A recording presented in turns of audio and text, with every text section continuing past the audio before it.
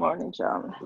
This is our study of the book On the Way to the Light.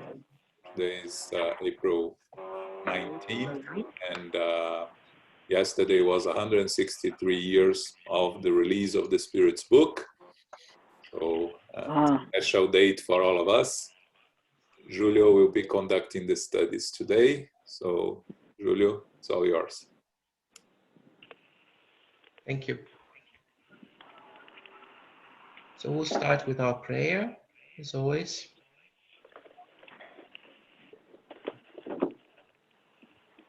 Asking for the assistance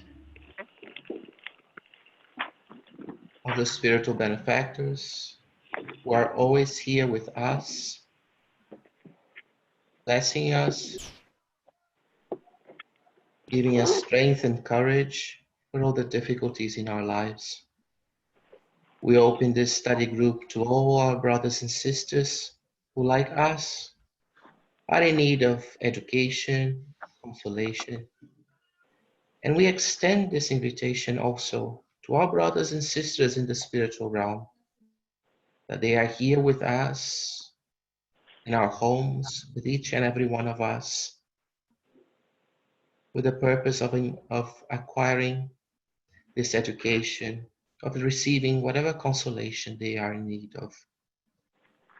And we ask that our meeting be blessed with the serenity, with the tranquility from the upper realms, so that we may learn and put into practice in our daily lives all that we receive here from our spiritual benefactors. With our hearts filled with immense gratitude, we ask their permission to start our meeting.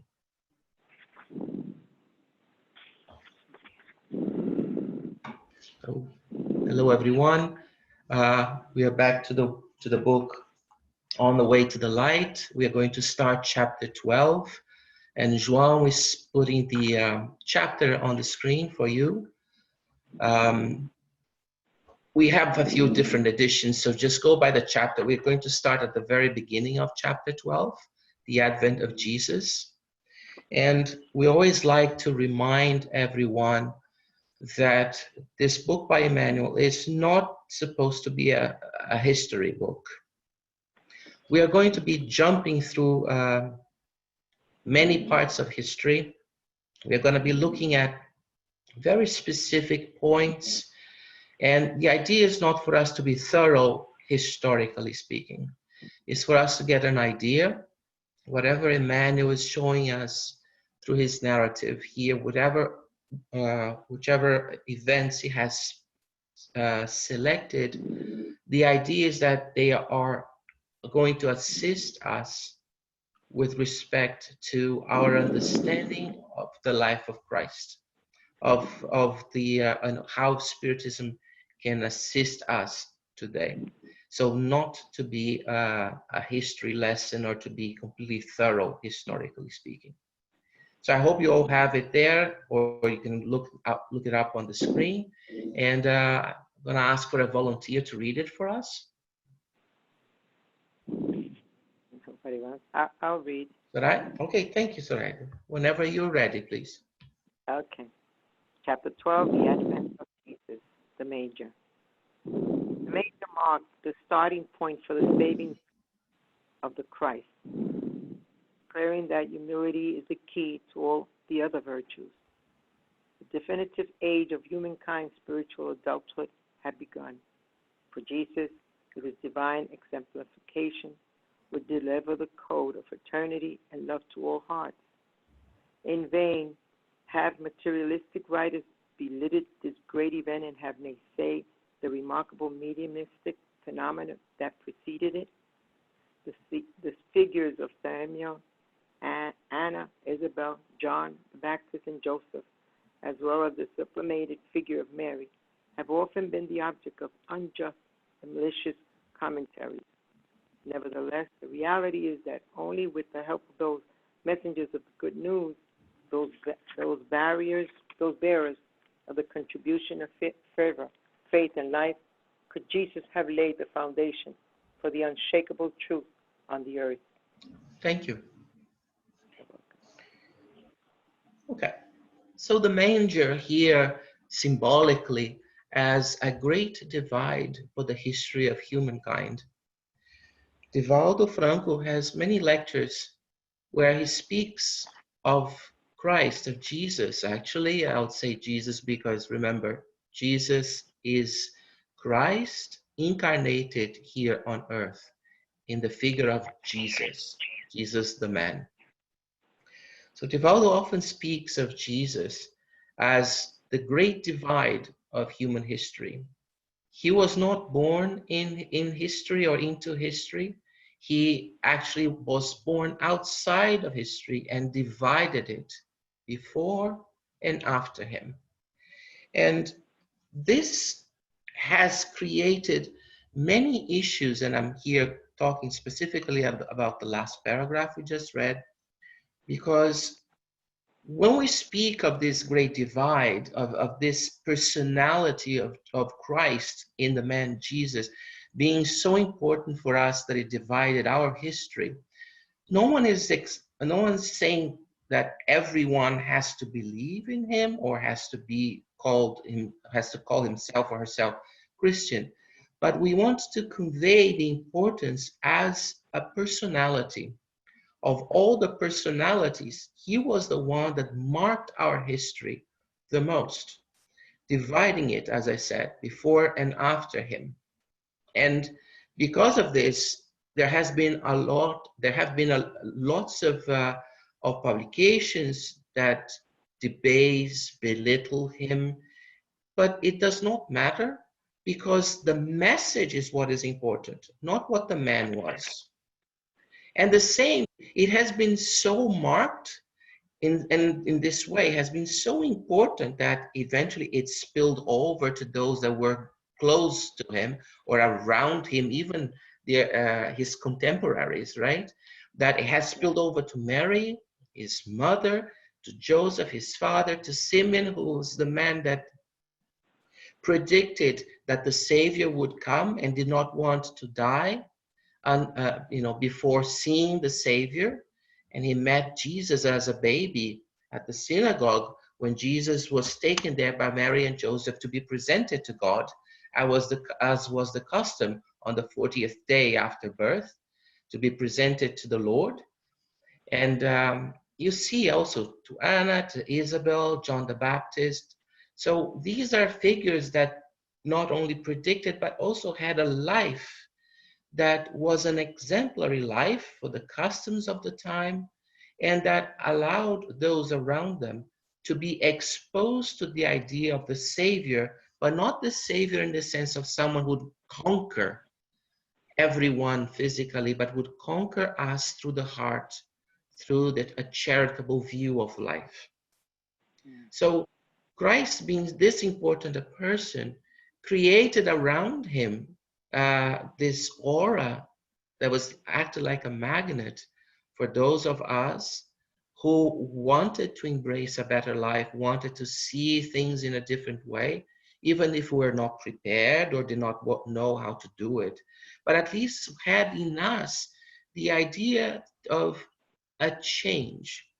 Those who were very, not stubborn necessarily, but recalcitrant, that had a lot of anger with respect to any change, saw in him also a divider, but in this case, someone who had to be combated, who had to be uh, almost erased. Today we see a movement, especially in the spiritual realm, of spirits who actually want to erase the figure of Christ from our history.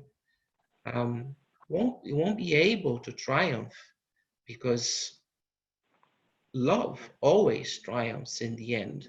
No matter how much we may suffer in our path, love is always a powerful emotion we have, the most powerful thing that we have in us. But this shows how much someone can polarize depending on what we think and what we want for our own lives. Christ himself, in the figure of Jesus, never meant to create this dichotomy, to create this separation, these extremes of those who love and those who hate. That was not the idea. We are the ones in our behavior who end up creating this dichotomous behavior, who end up creating this anger on one side or the love in the other. This is very important for us to understand. But whether we want it or not, he is the most famous individual personality in our history. Whether we call ourselves Christians or not, we have to acknowledge that. The Library of Congress here in the U.S. says that he is he is the most difficult individual to classify because there are so many biographies written about Christ from every possible angle you can think of that it's almost impossible to place him in a particular category.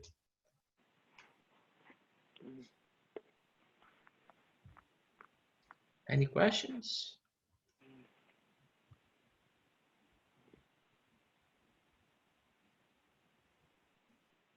No? Zoraida? Yes, okay. Christ and the Essenes?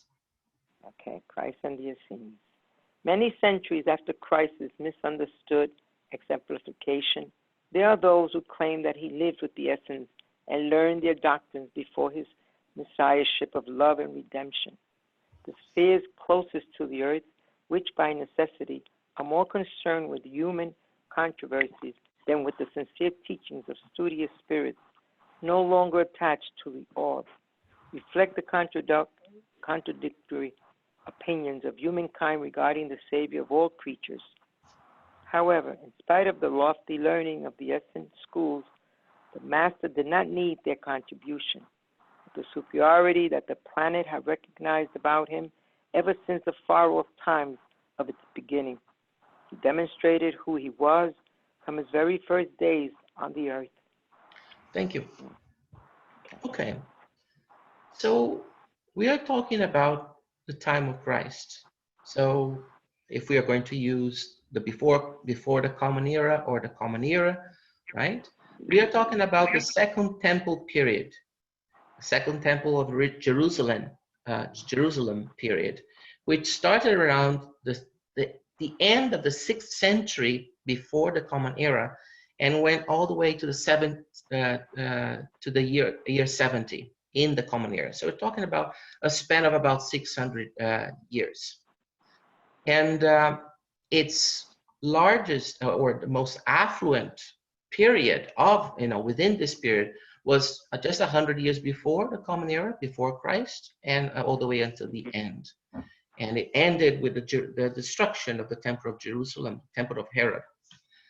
At this point, when we speak of Christ, we have three major sects. So we have the Pharisees, the Sadducees, and the Essenes. And this particular idea of linking Christ to the Essenian schools or the Essenian thought is it's quite natural, actually, because as the historian Josephus describes, he was a historian, Romano-Jewish historian who lived at the time of Christ. They had a lot of things that we recognize or that we associate to Christ. So, for instance, they had this idea of the absence of personal property or money. They had a strong belief and lived in this communality. So a strong belief in communality, and they had, excuse me, a commitment to the observance of the Sabbath. They were very immersed in the rituals of certain observations. For instance, they were completely against any expression of anger, whether publicly or in private. They believed the individuals had to find in themselves a way of channel that anger into something else that would be more productive. They were devoted to charity and benevolence. For instance, they are devoted to the studies of the books of the elders. So all of these things, they also bathed in the morning. every single day. They immerse themselves in water, actually, not bathe, which is a little different, but it brings us the idea of the baptism. And the other thing is that they did all their meals. All their meals were after prayer, and they were communal. So you look at all of these things, you find the idea of love, you find the idea of benevolence, of charity. So it's only natural that some individuals may address this and link the figure of Jesus to the Essenian schools, to the Essenes themselves. But we must understand, and Emmanuel is telling us here, we have this from other spiritual benefactors, that write to us through psychography, through books, and through psychophony. They always give us the idea that Christ came as already what we, for us, for our level, is a perfect spirit. Christ did not have to be educated by those on earth. Had he been educated by those on earth, he would not have been able to be perfect. His teachings would have been flawed in some ways, because we are flawed. Flawed in the sense that we ignore certain things, not in the sense of malice necessarily. All right? So Christ, as the Spirit, Christ is to our level of understanding, to our level of of morality, intellectuality. Christ is the ideal of perfection for this moment. I want to convey to you that there are levels of Christs. Our Christ is one of them, okay? But it's the one that is already difficult for us to emulate, to imitate. So let us think of it, let us think of Christ as our level of perfection for now. Because if we don't even understand this one, it's not possible for us to discuss other levels, because we can't even get the first rung on the ladder. So there's no point in figuring out how many rungs are above if we can't even go through the first one. So this is what the text is telling us here. This mixing of, because of his benevolence, his charitable nature, his loving nature, some of us have this link, this association to the Essenes. But it's important that we understand that Christ came to us already as a perfect spirit.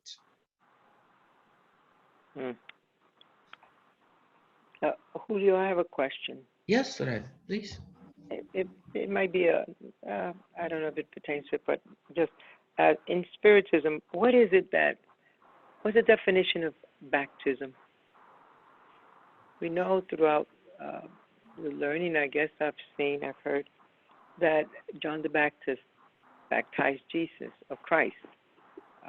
So what does Spiritism say about baptism exactly?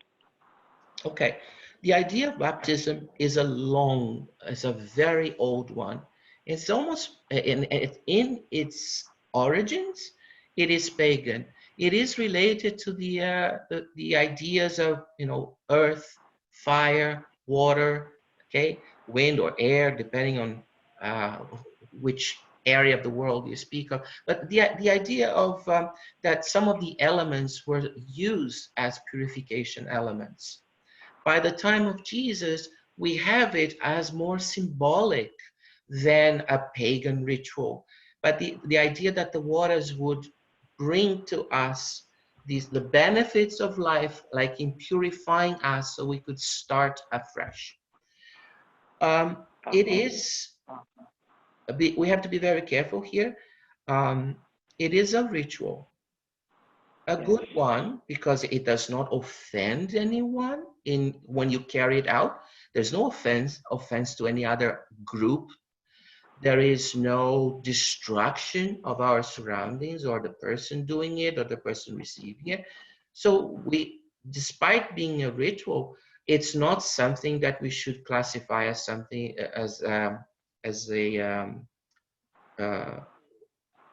a bad influence or a bad process. It's not that, but as a ritual. And Spiritism moves away from rituals, does not condemn them, Spiritism does not say, don't do it. We just say, there is no need. Right. Right? In the same way that there is no need for the fluidified water. But we still have it. We still have it. And there's a lot of rituals that some spiritists apply to fluidified water. Water for us is very important. We are, after all, about 70%, water. It is our universal solvent. So we have a tradition of an association to it that is very strong. And it is a means of hygiene, for instance. It is a means of cleansing, even if it's the outside. But from that we moved on to the symbolism of cleansing the inside. Jesus always said, right?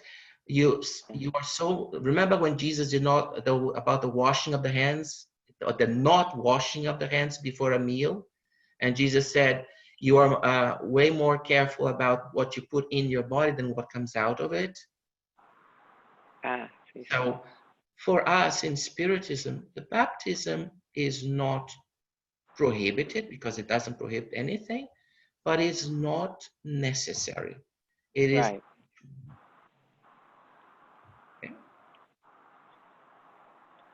Okay, thank you. Okay.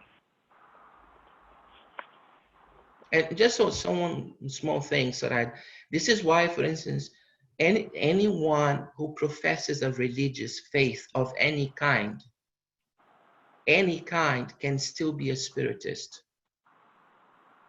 Okay. Because one, spiritism is not a religion. It has a religious component, but not a religion.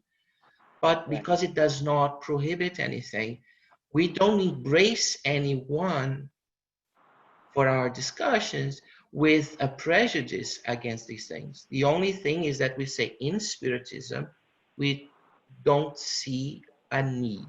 That's all. Okay. Okay, good. Okay. Understand. Thank you. Thank you, Julio. Okay. If any more questions, I'll continue. Excuse me? Yeah, Philip? The display on the screen for fulfillment of the prophecies of Israel is very much truncated related to the book.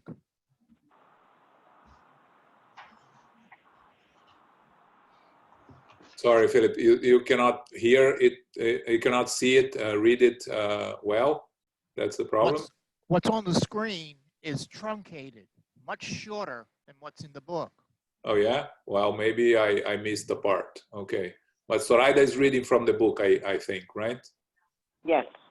Okay, so if something is missing, my apologies, but Zoraida, please, if you have the book, look at the book. Okay, no. Okay. Thanks, Philip. Okay. Fulfillment of the prophecies of Israel. About his divine apostolate, we have nothing to add to the traditions that evangelical culture has presented down through the centuries since he came to the earth. We will only reaffirm that his lesson of love and humility was historically unique. The prophets of Israel proclaimed him long before the Major and Calvary. He shall grow like a green tree, living in the ingratitude of a barren soil, where there is neither grace nor beauty. Bearing the sins and scorn of men, all shall despise him. Covered with ignominy, he will merit no consideration. He shall bear the heavy load of our wrongs and sufferings, and shall take upon himself all our sorrows. You shall regard him as a man bent under the weight of God's wrath. But it will be our sins that will cover him with bloody stains, and his wounds shall be our redemption. We are a vast, wayward flock, but to put us back on the pathway of God, he will suffer the weight of our iniquities. Humility and wounded, he will not utter the least complaint, and will let himself be led like a sheep to the slaughter. His tomb shall be like that of an evildoer, and his death like that of a criminal. But from the moment when he offers his life, He will see his descendants arise, and the interests of God shall prosper in his hands. Thank you. Okay. So in the first paragraph of this part, what we see is Emmanuel is already making a disclaimer saying we are not adding anything. There is nothing to be added. We're just reaffirming everything that he was, everything that he represented and continues to represent, right? And then we see the prophecy, we know now the fulfillment of it, right? Because we're past that time. But the idea was that many of them were already predicting, prophesying that a savior would come. Of course, the savior, the king, was misinterpreted by some, thinking that it would be a savior in the sense of a physical, in the physical life, someone who would conquer the conquerors, someone who would give back the land of Jerusalem, you know, to its rightful owners, to its rightful people, and others a little bit ahead of the curve on you know, with respect to the rest of the population, saw it in a different context. And then when you see here in this particular text from Isaiah, we notice that we do not speak of a conqueror coming, but not a conqueror in the sense of land, but a conqueror of souls, a conqueror of hearts, a conqueror of benevolence, of charity, of the universal love.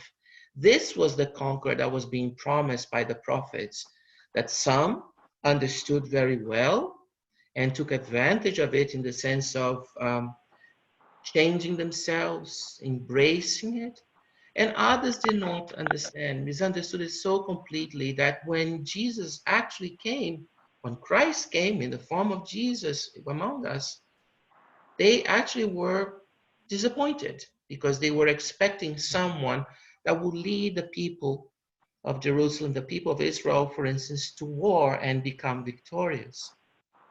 And this is one of the reasons why, if you refer back to the first passage that we read, there was so much negative publicity given to Christ, and still there's still a lot of it today, because some of us are still waiting for something or someone that will just remove all the problems for us. That was not what he promised to do. That was not what the prophecies promised to us. They promised someone that will lead us to the path to God, that will lead us to charity, to benevolence, to love.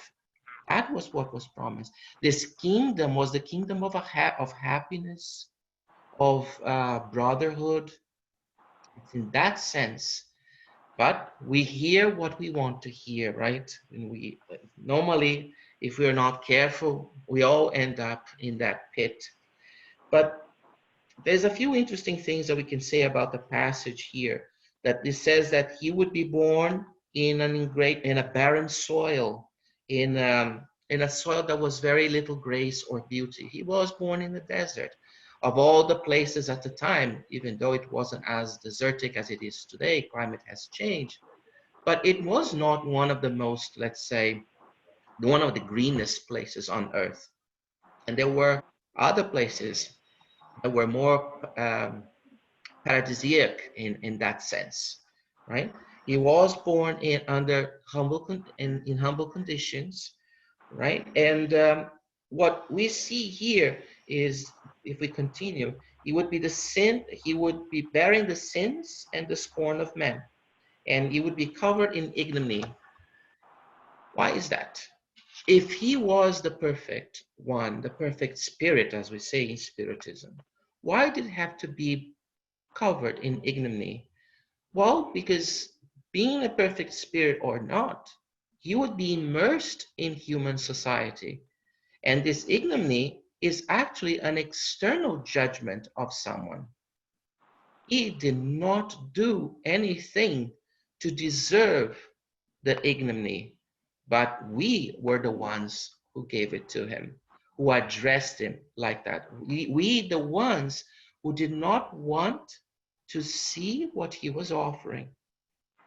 So he had to have this heavy load of our wrongs and sufferings. And only an instrument, perfect instrument, could go through all of that. Only a perfect spirit could go through all of that and still do the best possible for our intelligence to understand the new ideas, the idea of the universal love. Christ never, not even for a second, moved away from that motto, from that way of behaving. No matter what we threw at him, no matter what we did, he fulfilled the prophecy. He was the one, and he always gave the example of charity, of love, of benevolence, no matter what. So he bore all the sorrows of humankind, because it's very sorrowful, it's very sad, actually, when we misbehave, because we are the only ones who um, bring to ourselves negative things. Those who are the target of our misbehavior, the target of our negative actions and thoughts and speech, they may suffer, but that suffering ends, because no suffering is eternal. But we, not changing ourselves, not looking at ourselves and changing our behavior, we continue to suffer until we change. So our suffering, or the ones who offend, who injure others, who ruin others, these are the ones who suffer. And this is very sad to watch. And we can actually relate to that. In our families, we always have someone that sometimes decides to do something, and we say, oh my goodness, that person is going to suffer if he or she does it this way or that way. And there's nothing we can do. Sometimes we talk, we try to explain, we try to give our suggestions, our experience, and the individual does exactly what he or she wants to do. And we suffer from seeing it. So it was hard for all the spirits to watch all the suffering that was caused by our wrongdoings, by our misbehaviors. But Christ never wavered from his mission.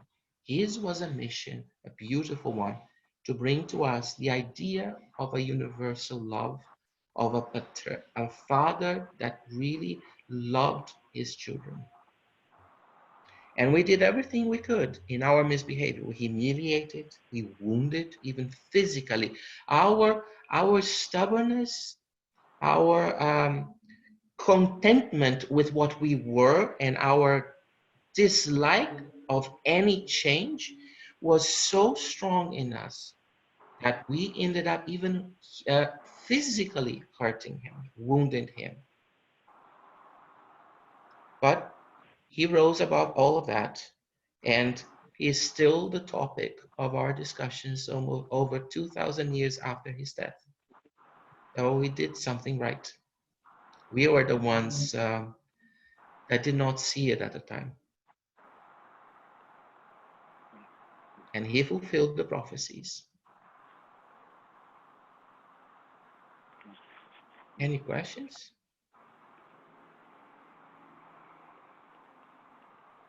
Okay. No. I will No, continue. hello, can you hear me? Yes. Okay, this is Teresa.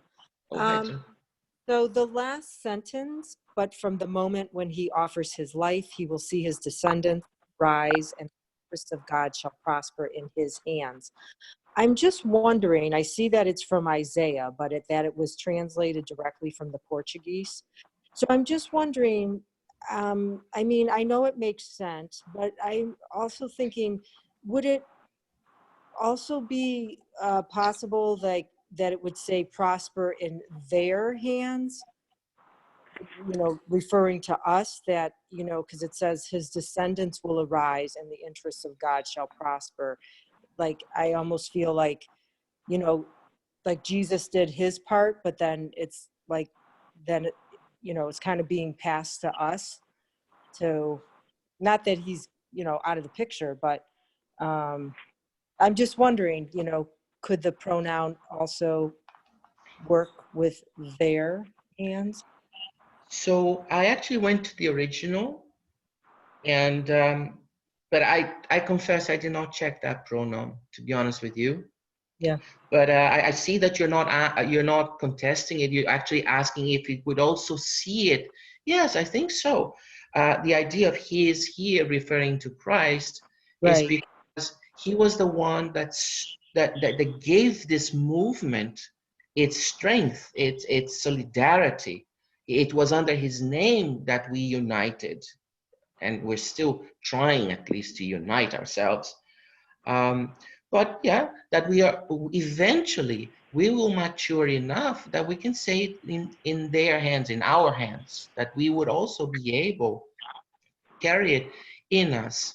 And in a way, that is true, Teresa, because every time we try to exemplify, we try to lead, we try to lead an exemplary life. We fail sometimes. This is not a perfectly exemplary life. But when we try, we actually, this is how we conquer others to our side. Because eventually, if we, when others see that we have a positive take on things, that we have a charitable behavior, benevolent behavior, a meekness, a gentleness, others come to our side because they also want to partake of that happiness that we feel. Despite that happiness not being a perfect happiness, nothing is perfect in this world.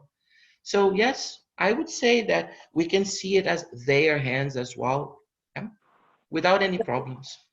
Yes, because I feel like, okay, Jesus did his part, and so I feel like now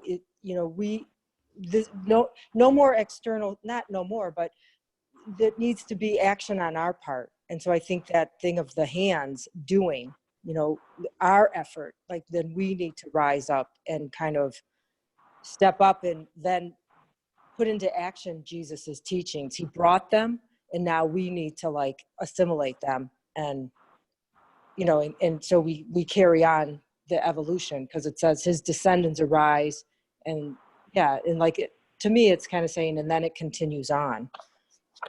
Yeah. So, No, okay. it's a good point, and like you said, you said it very well at the beginning. You are not contesting the pronoun because this is from the original, and today we should actually see it as our hands, because either we embrace it or we don't. There is no such a way that we can do halfway, right? So very, very good point. If we are doing our job today, if we are also trying to emulate his teachings and his behavior, then we are taking it in our own hands to propagate these interests of God.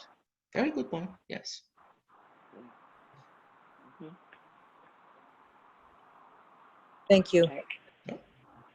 Thank you. Okay. Continue. The grand lesson. The world was indeed a vast, wayward flock. Each culture made religion a new source of vanity, and many religious cults of the East were headed for the blatant terror of licentiousness and immorality. But Christ brought the world the eternal fundamentals of truth and love. His kind and generous word brought together all the unfortunates and all the sinners.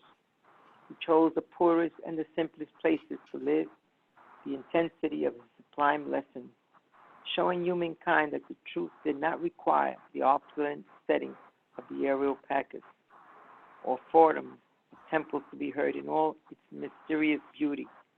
His sermons in the open were for the sake of the most defenseless and outcast individuals, as if to show that his word had come to bring together all human beings within the same vibration of fraternity and on the same luminous pathway of love.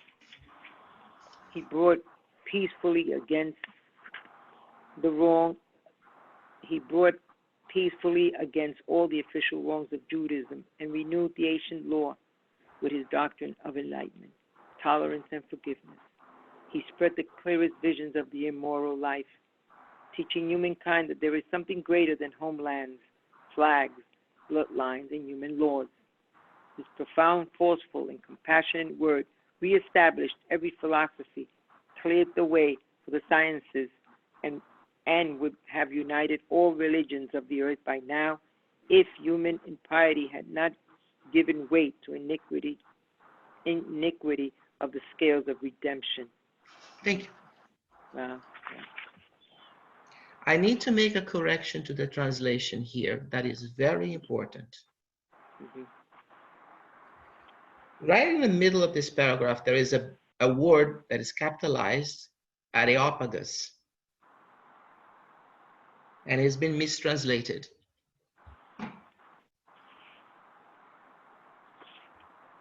Areospagos was a place in Athens, a big rock outside Athens, where they would have a conclave to discuss matters of justice. So it became known as the Supreme Tribunal of Athens. We don't understand where the word comes from, Areospagos, actually the words, but it symbolized that locality, that location. And today in modern Greek, it actually means Supreme Court. Oh. Now, where do I want to go with this? In the original, the word is actually not used as a capitalized word. It's a lowercase. And it's also used in the plural, which should be here for us, areopagai, without the A capitalized. Why is that important? Because if you put it with a capital A, it means a locality in Athens.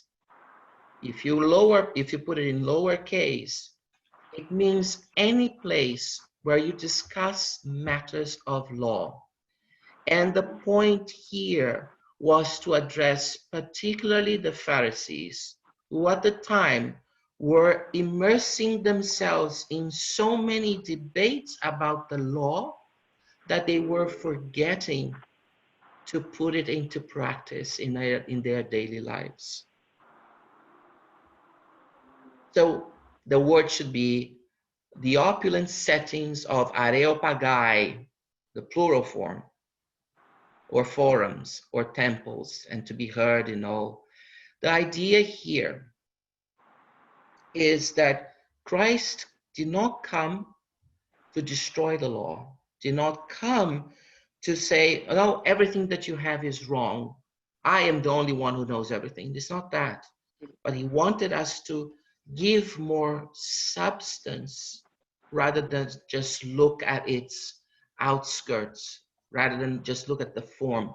We were so concerned at the time with discussing every possible detail that we forgot to apply it in our daily lives.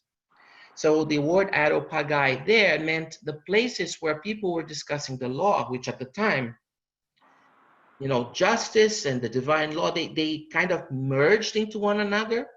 There was no such a strict separation, right?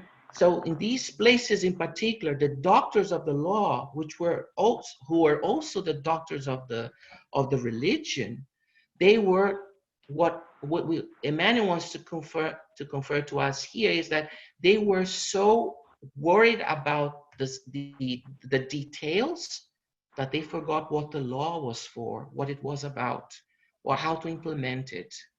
And this is a particular mention to the Pharisees, which we see in a lot of passages in the gospel according to Spirit, actually in other gospels as well, where Jesus particularly addresses the Pharisees being too ostentatious, too preoccupied with their external and their ritualistic behaviors, as opposed to incorporating the law in themselves and implementing them in their lives. One point that I want to make here, whenever we say these things, and because they are particularly singled out, and they were singled out by Jesus himself, we have a tendency to think the worst of the Pharisees. But we have to remember one interesting aspect that we use. The Pharisees were an intellectual and a social movement at the time of Christ. It's a particular sect of Judaism. it was a particular sect at the time, religious sect, that eventually became modern, a part of one of the parts of modern Judaism. And there's one thing that they actually gave to us that was very important.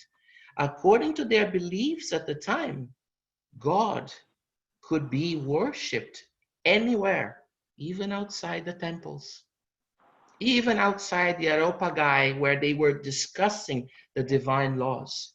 They actually believed firmly that God could be worshipped everywhere. So before we get down on them in particular, let us remember they actually brought something that were very important to us, that we use today. We also believe today that we can worship God anywhere we go, anywhere any place we find ourselves in. Okay, but in this particular respect, the passage is looking at the idea that not for us not to be too attached to details, but actually to implement these things.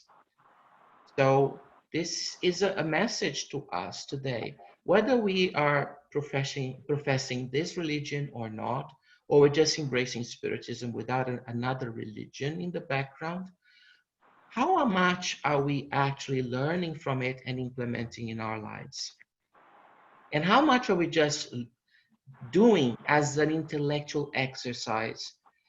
As an intellectual exercise, it has validity, but if it only ends up there, whether if we are professing religion A, B, C, D, or E, whatever it is, or even spiritism, if we are only looking at these things as intellectual exercises, we are missing an opportunity. And Christ came.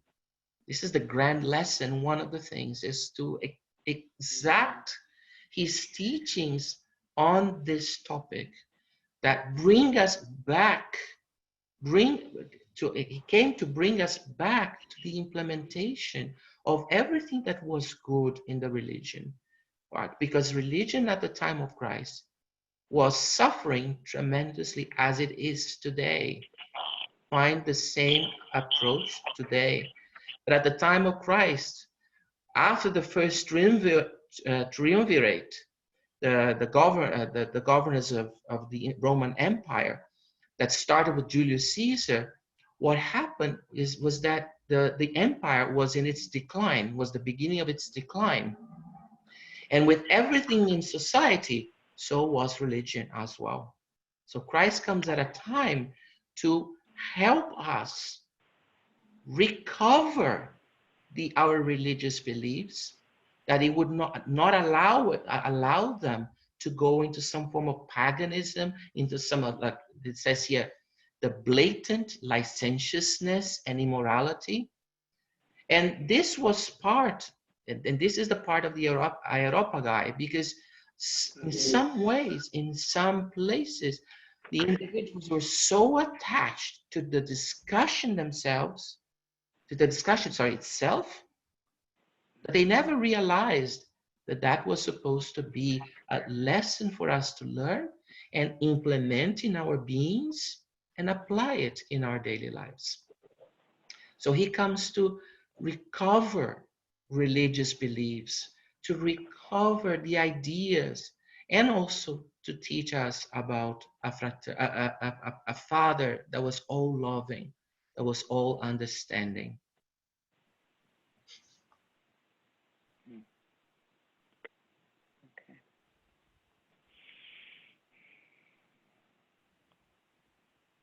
Okay.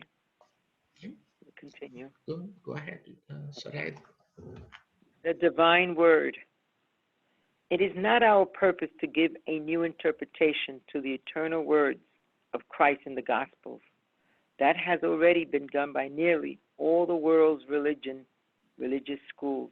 It is up to their communities and followers to observe their immortal teaching and to apply it to themselves in the mechanics of their daily lives in order for overall renewal to take place according to his sublime exemplification.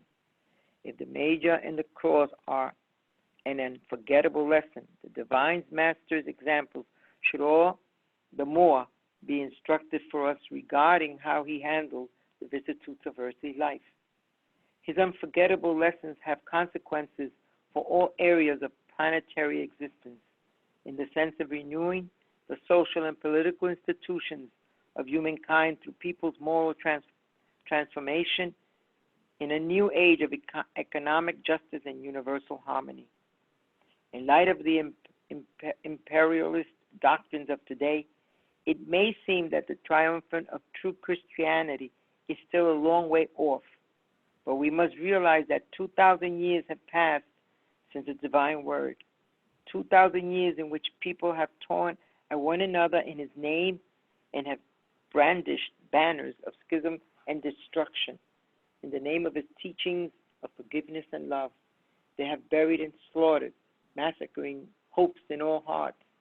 Nevertheless, this century will denote a visible transformation in every area of life. Suffering will finish the generous deeds of Christian truth, since human beings have rejected love in all their connotations of progress. Thank you. So we're back to the Areopagus. You will see now why I was so concerned with that, because we're not going back to Athens or to a specific location in Athens, but to places where people congregate and don themselves with the toga, of a judge and decide on things. And Emmanuel is saying here very explicitly that the words of Christ have been interpreted by many religious schools, even by non-religious schools. Everyone wants to take a piece of it. Everyone wants to have a go at it. And the question is, are these same ones that are being so attached to how it was written, how it was translated, and how it was done this or that, and what it meant, are those the ones who are also learning the beautiful message behind it? Are these individuals also the ones who are implementing the concepts of benevolence, of charity? And we have to ask ourselves, if we're doing that, we should not care about what the other ones are thinking, but now when we read this, we should ask ourselves, are we the ones reading the Gospels and absorbing the beauty instead of being very concerned with, oh, this I like, this I don't like, of separating what we want to have and what we don't, of being picky and choosy? So many religious schools have done that, and we have to be careful that we don't do it either. But we say, well, Christ gave all of that to us, and yet 2,000 years later, we're still killing one another because of our beliefs, because of our interpretations of something that was very direct. Love one another. Do unto others what you would like them to do unto you. There's no way of there's no misleading information or misinterpretation. And yet we find ways to justify to ourselves atrocities that we have been committing as human beings. Okay, I'm not mentioning anyone in particular here. Please don't be very careful with the words here. When I say we, I mean we human beings of every nationality, of every place in the world, from every point in time throughout our history. These 2,000 years have been bloodied by our own interpretations, our selfish interpretations. And to those things, we even added forms of political beliefs, the imperialist doctrines of today, or of 100 years ago, or 200, 300, because it's easy to use religion as a form of controlling the masses. A religion that is imposed. I'm not speaking of a religious belief. I'm not saying that a religious belief is a bad thing. I'm speaking of a religion, something that, not a religiosity, but a religion, something that we construct around the belief of a few from those, the symbolic Areopagus, that decide upon one particular interpretation, their interpretation, and use that to control masses and to send one against another. So we need to still work on these things. The lessons are there. The lessons have not changed. They were true then as they are true today. They have never been truer. And in all difficult moments of humanity, of our human history, we always go back to them. So in essence, we realize that there is truth to it. In its essence, we understand it. So what is it that precludes us today from embracing them in a more openly way? Our pride, which then gives rise to every schism, destruction, and wars we can think of. More individuals have died from religious wars than they have of any other plague, of any other cataclysm or natural catastrophe. So we are the ones who have to embrace it, embrace the Christian truth, and implement them in our daily lives. Aline raised her hand. Go ahead, Aline. Okay. Thank you, João. Several things. Obviously, I feel I relate to the thing about questioning the message a tiny bit sometimes, even like with the grammar thing. And I've done this before. In my particular way, it's because of fear. I have. I'm a little bit reluctant with the Bible, as I've said before, very humbly, because it's written by humans. And how do I know that these people were like unbiased, right? They're very human. And some of the messages are slightly contradicting sometimes between the disciples. So that's one thing. And then the other thing is, I've said this before, I think that it's more fear. Maybe the pride is based on fear. Fear of death, right? Fear that we're going to lose something, that we're gonna, I don't know, like it's that fight or flight thing, I feel. So I have two questions. Number one, they're complicated. So the first one is, how do we reconcile the fear that the message was not unbiasedly written with the fact that we have to carry on anyway, doing the best we can with what we can get from the message? That's one. And then two, was the coming of Jesus when he came premature? Sorry. Okay. Jesus left nothing written. He did it. I think it's a wonderful question, to be honest with you. And I think it's something we should always have. This is not being cynical. This is not being cynical. This is not being arrogant. This is actually educating oneself with rational faith, because it's important. We need to do things because we believe in what we are doing.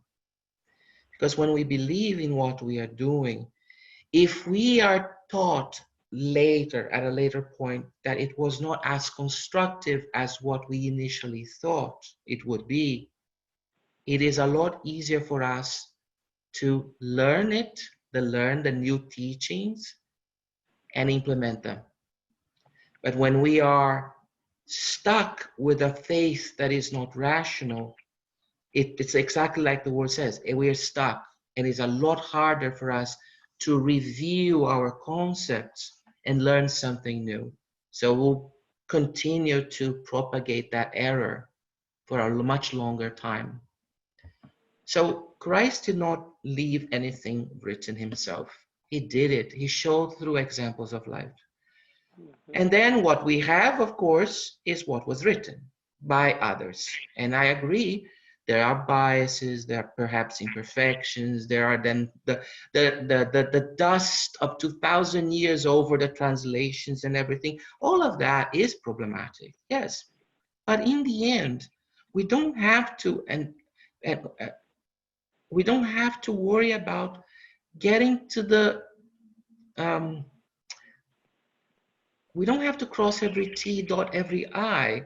It's back to the idea of the Areopagus. You know, when we place ourselves in these ivory towers, and we start debating if this word was this or that word was that, or it was if Christ did say this or did say that.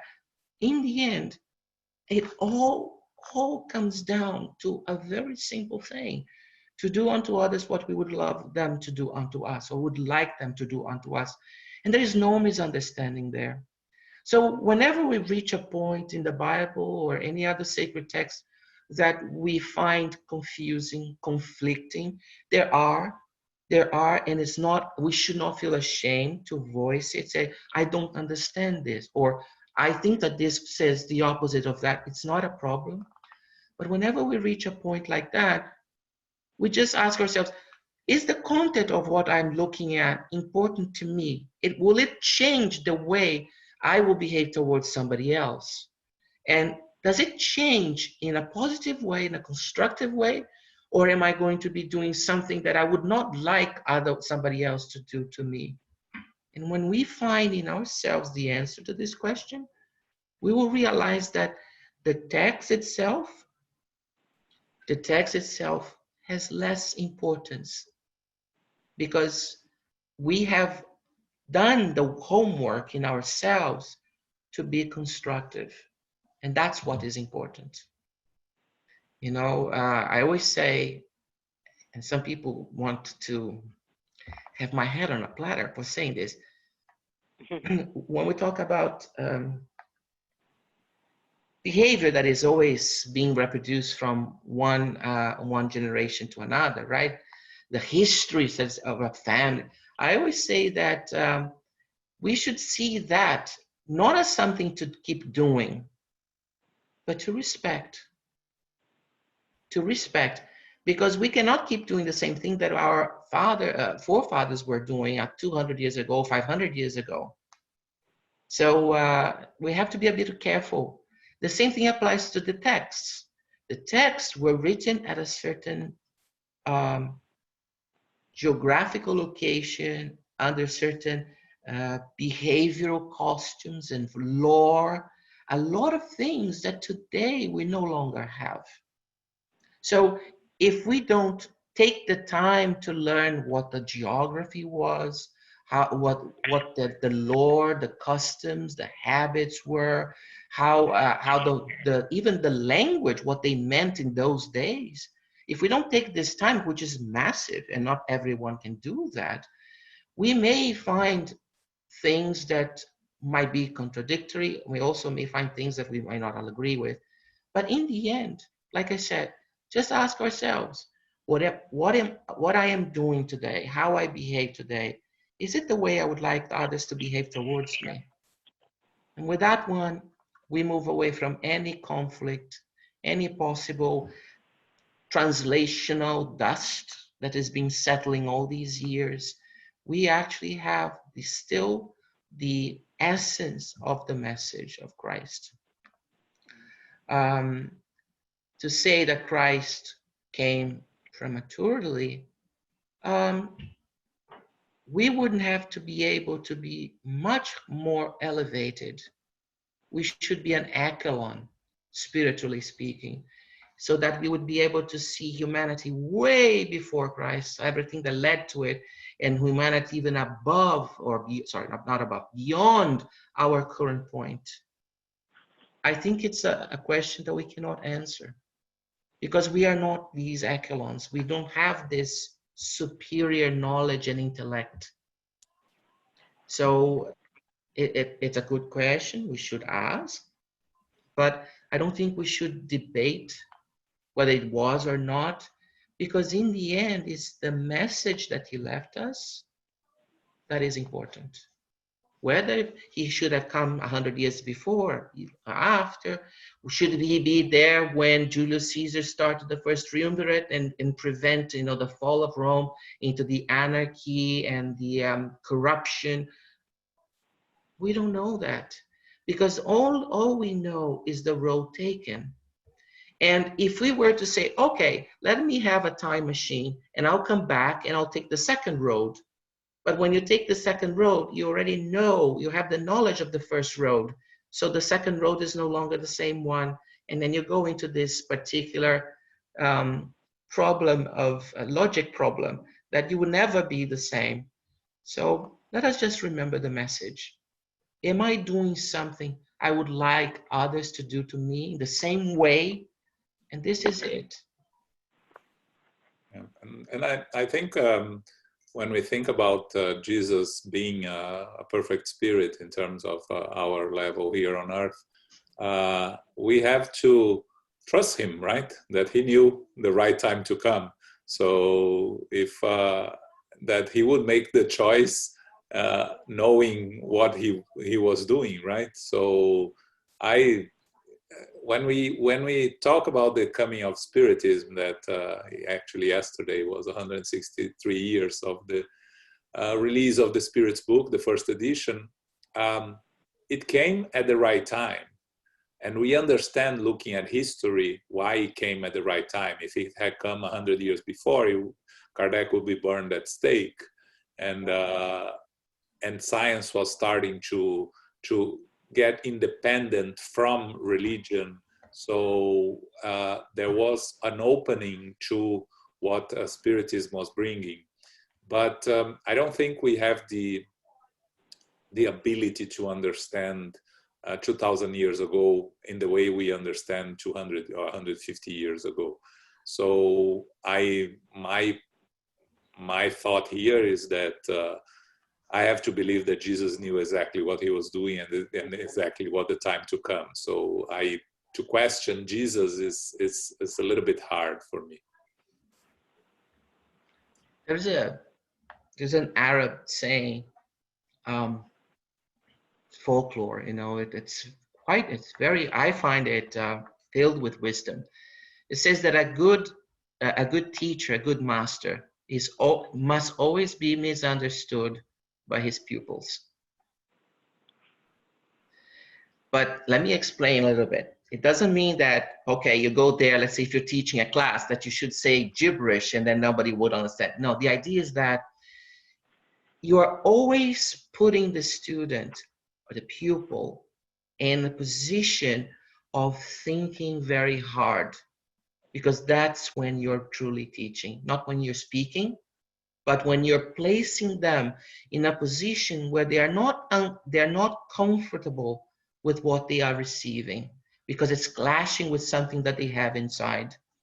So this was not done for classroom, you know, teacher-student relationship. This is in the sense of philosophical belief, that when you have someone that brings you something new, a teaching of some form or another, a good teacher, a good master will always create in you this sort of psychological turmoil, because that is when you are really going to think hard about it and you're going to incorporate that in yourself.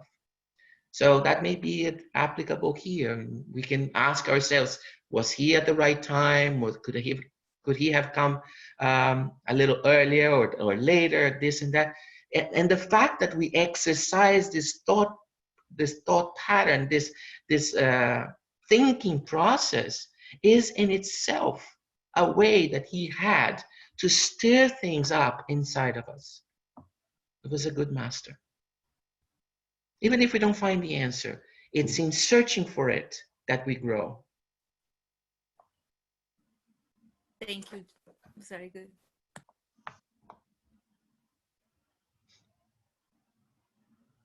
Okay. Okay, so that.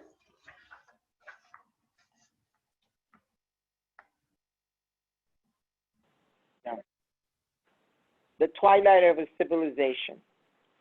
The cloud of smoke has been forming for a long time on the horizons of an earth that is filled with industries of death and destruction.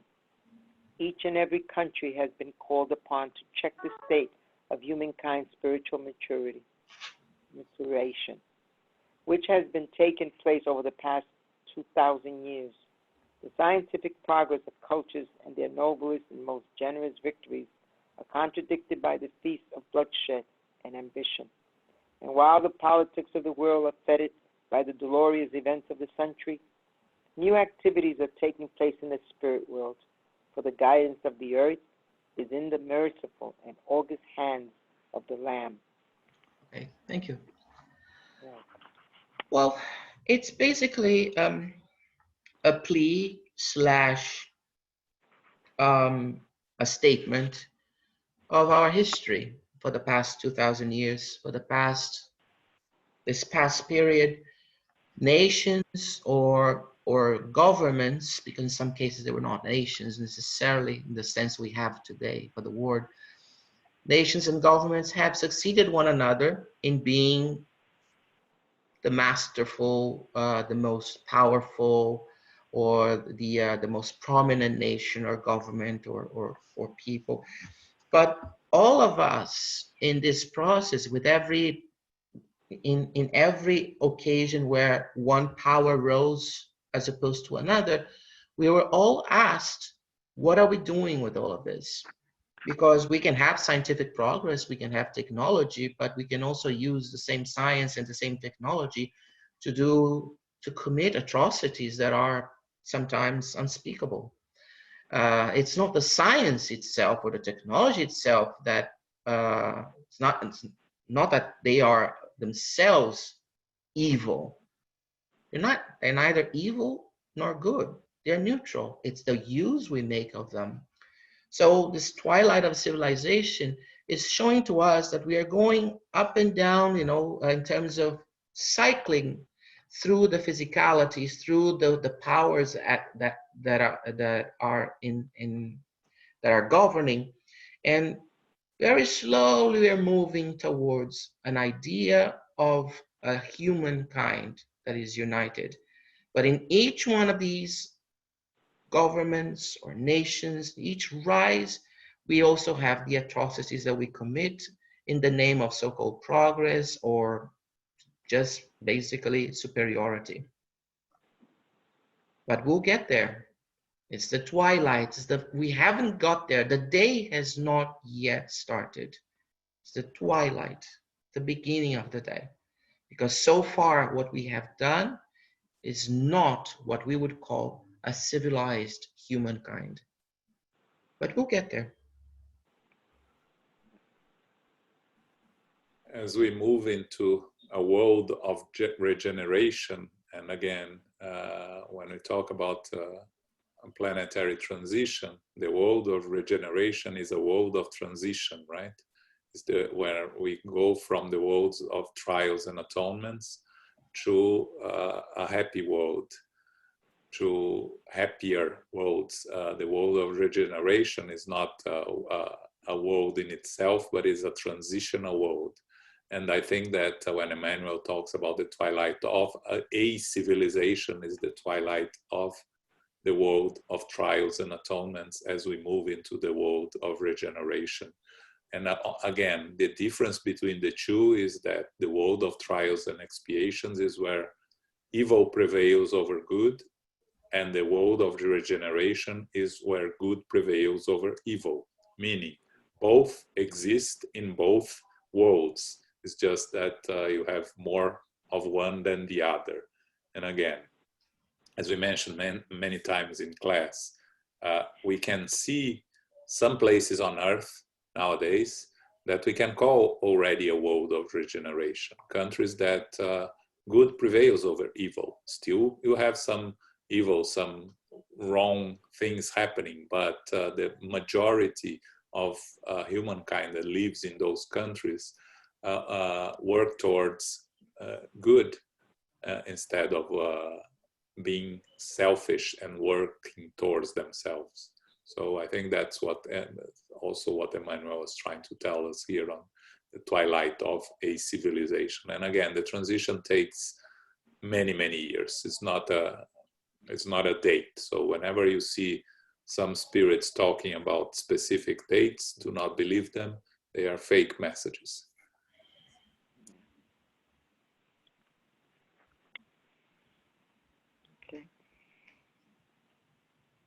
Okay.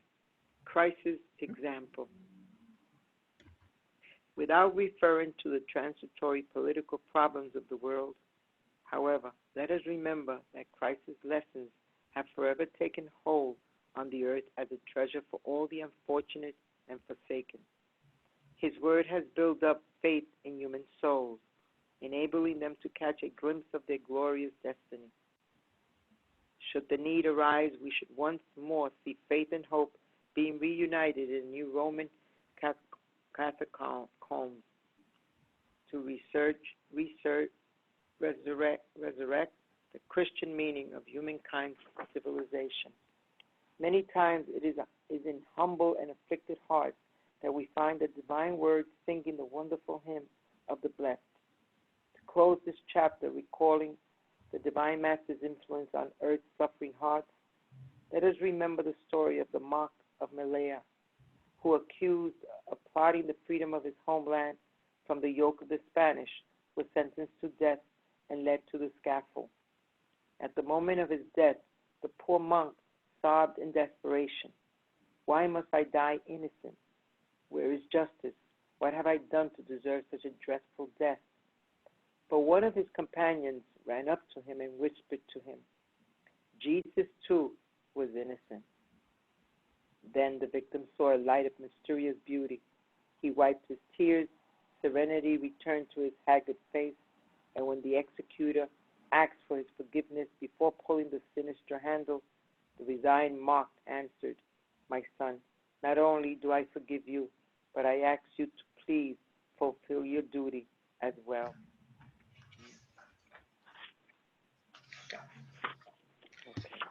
All right. So remember, this book is right after the Second World War, during its ending, right? So when we read in the previous passage about the, of this century, Emmanuel's mentioning particularly the First and Second World War, which were atrocious, egregious actions we perpetrated against our own, against humanity. We were the ones, the perpetrators of it. This is not something that was done to us, we did to ourselves. So we need to look more towards the message of Christ, the message that I said before, of looking at our behavior and asking ourselves if that's what we want others to be, if that's the way we want others to behave towards us, if we would be satisfied with it, right? Because we know what we want. We want to be respected. We want it to be loved. We want it to be attended, paid attention to. So why is it that when we behave in a different way towards others, but we expect them to give up all of this, the attention, the love, the care, the gentleness towards us? And the message is there. Christ gave us the example. So it's up to us to embrace it. And then for us, it's important sometimes, especially when we're feeling down or when we're feeling that we're not, that everything is lost, to see that we can find in sometimes, actually quite often, I would say, humble individuals, those that are the most prepared to give examples of this behavior, of this emulated behavior of Christ. These are the individuals in their very simple actions in our daily lives who remind us of the message of the Master. Now, Emmanuel ends the chapter with the monk of Manila, and I would say it's a wonderful example. There's nothing wrong with the example, but it's an example that today it might be seen as a little bit overdone, you know, in the saying, but you have to be, you have to go through a decapitation or burnt at a stake at the very end to show your faith. It's not that. We should read this now for us as a symbolic gesture that we also can have that moment of desperation. That is fine to have that moment of desperation. The monk said, right? Why must I die innocent? I did nothing wrong. So why should I have a dreadful death? And but then someone reminded him that Jesus was innocent and had to bear all the aggression that we had been piling up as humanity. Everything that we had was thrown at that man, at that perfect spirit who had nothing to expiate, nothing to atone for. Jesus is so special that we say Christ did not reincarnate. We say Christ incarnated. We even have a special word to describe the coming of Christ as Jesus, to remind us that he had nothing to expiate, nothing to atone for, nothing to be sorry about, nothing. He was perfect. He came to teach us. And look at what we did to him. So whenever we go through these difficult moments, perhaps we should see it as a consolation to remember how much he suffered. And yet, despite all that suffering, he had nothing to pay. He had nothing to atone for, to pay for, to expiate. So what are we? We're so small, so very small.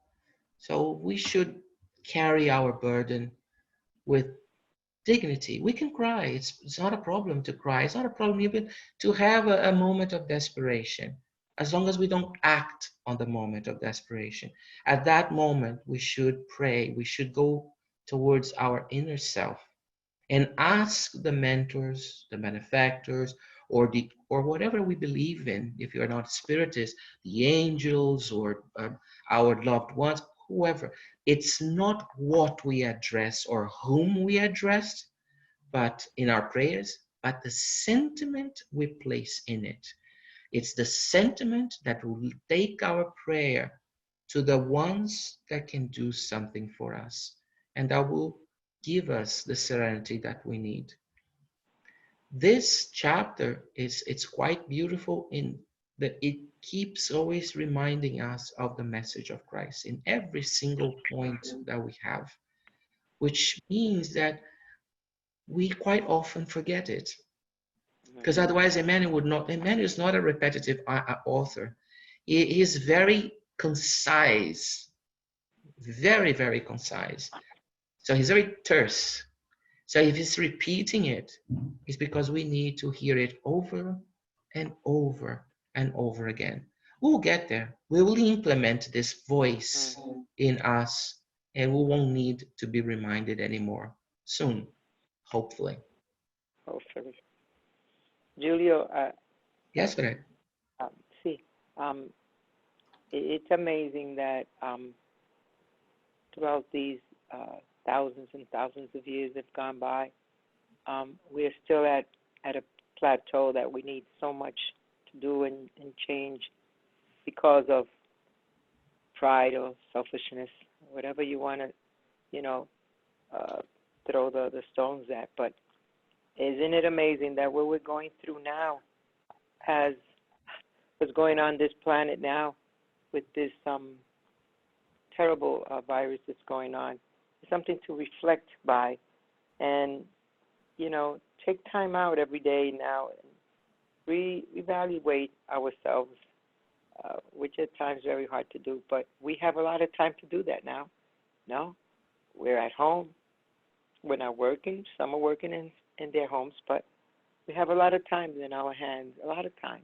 So somehow God is great, God is good. He gives us this time, meditate, let's go, And just like we just read this beautiful chapter, I mean, what else do we need? It seems like, it's so hard for us to get it. And I know many of us are working toward this change of doing unto others and being good. But you can still reflect and see what's going on this planet. But in a way, it's good for us. We have to reflect. We have to keep looking at what we're doing, and it's a good thing, even though it's a sad situation. Many people are suffering, but we are the ones that do this.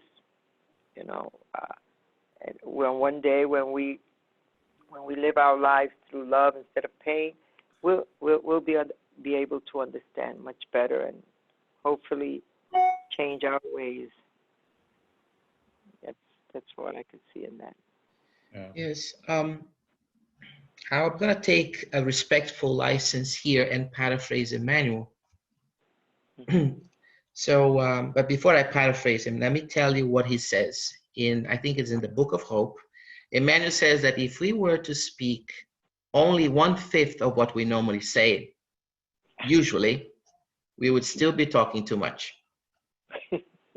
Yes. So I'm going to paraphrase and say, if we have the amount of time we have today, we'd still be wasting a lot of it. And one thing that we have to be very careful, because today we see individuals, for instance, who basically squander their opportunity here on earth. I'm going to say this in generic terms. I'm going to mention examples, all right? It's for each and every one of us to think what we are doing to ourselves. Not for me to do that, okay? It's not my, I don't want that job either. Some of us squander our lives, our opportunity here in this reincarnation process. Some of us throw it away in a different way, in a different manner.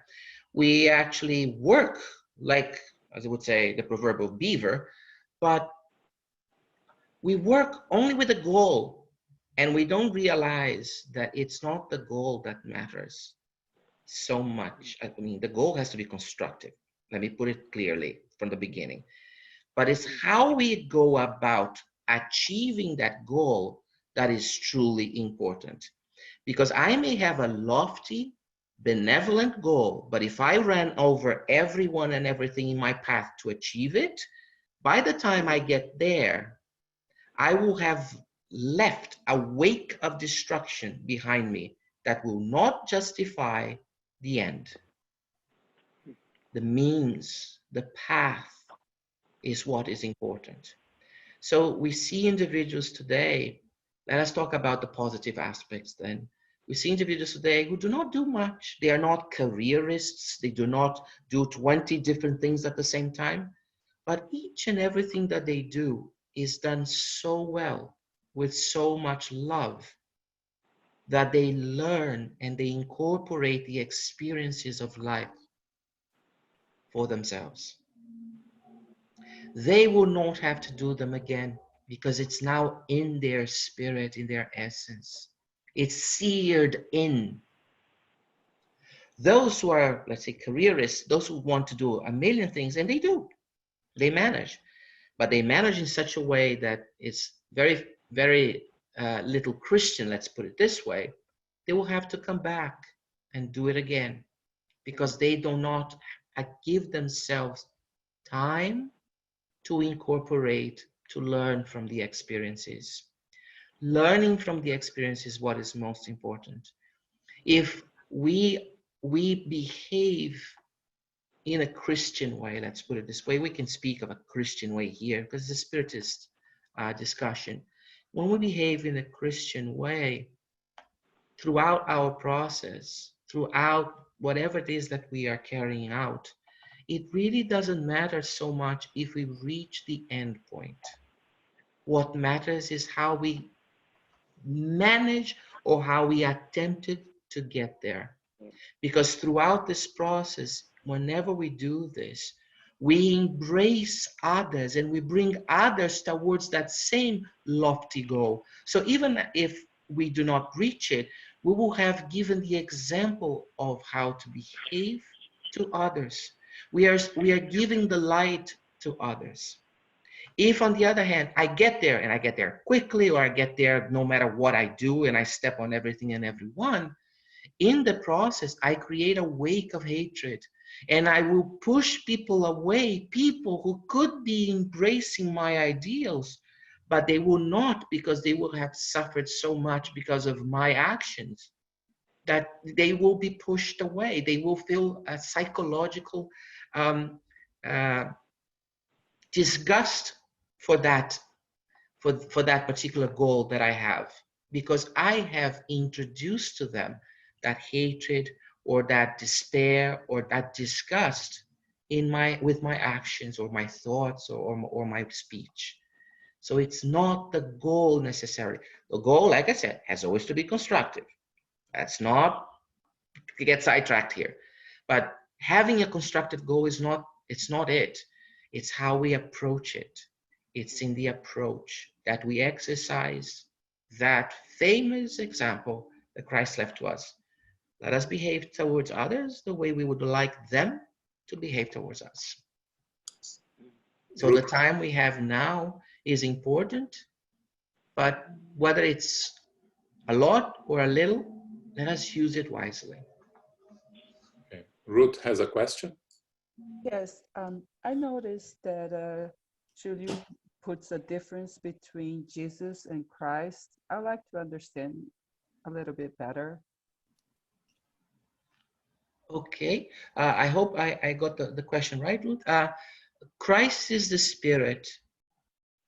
It has no physical form. When Christ incarnated on earth, he was incarnated in the man, in a male body called Jesus, that we address as Jesus. So we make this separation. So we say Jesus' life, you know, one was he was here and he had his followers, he cured people. That was done, of course, physically through Jesus, but the spirit is Christ.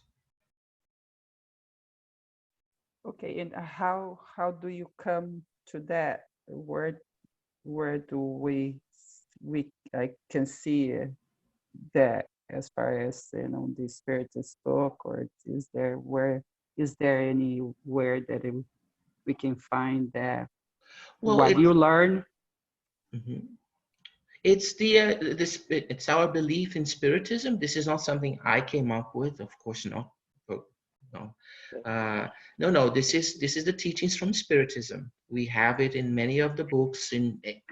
We don't have a chapter that separates it. So, like this, we see it from the questions, from the answers, from the spirit, how the spirits address one or the other. Okay, but this is not my idea, for sure. No, I didn't think so, but I just wonder, because I've Yeah. been reading, and I just wonder if how we come up with that. Yeah, Ruth, and again, we have to remember that it's in the end, it's just words, okay? Yes. Like in Spiritism, we use the word soul to define an incarnated person, and outside there you find people that different definitions of soul. In Spiritism, to facilitate our studies, to better understand what we are talking about, we use Jesus as the incarnate Christ, because when we are referring to the life of Jesus on earth, it's easier when we separate Christ, the eternal spirit, the perfect spirit, and also we make reference to other Christs, because there are endless Christs in the spiritual world, and each planet has its own Christ, and each planar system has also its own Christ, and the universe, and those that work in direct connection with God. But again, it's a definition that you see in Spiritism, and it's a definition that we in Spiritism use to facilitate our understanding and our studies, but it's not written in stone, and it doesn't have to be used if you don't like. Some people don't like the term and prefer to use Jesus Christ as a general term for everything, and we are fine with that. It's just to facilitate our studies, we make this distinction in Spiritism of Jesus being the incarnated Christ and Christ being the Spirit. Okay, thank you. Thanks. Okay, I think we're done here. We went a little bit over. So next Sunday, we're going to have a lecture by Julio. You decide on the title, Julio, or not yet? Sorry, I'm going to be discussing about rational faith, Kardec throughout the times, but I haven't figured out a title yet. I'll have to think about it tonight. Sorry about it, but it's going to be about rational faith and Kardec through the times. So we are gonna compare Kardec's time to today because there are a few similarities, and see if we can learn something from it. So this is next Sunday. We have our other study groups on Tuesdays at noon, Thursdays at 6:30 p.m., and also the Spiritist group of Connecticut, 12 p.m. study of the gospel that you should be receiving on your emails. The next lecture by the United States Spiritist Federation.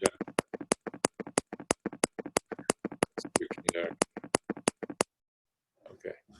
The United States Spiritist Federation is the scientific aspects of forgiveness on this Saturday by Dr. Vicente Pessoa from the Medical Spiritist Association in Brazil. And we're going to ask Carol to do our final prayer. Sure.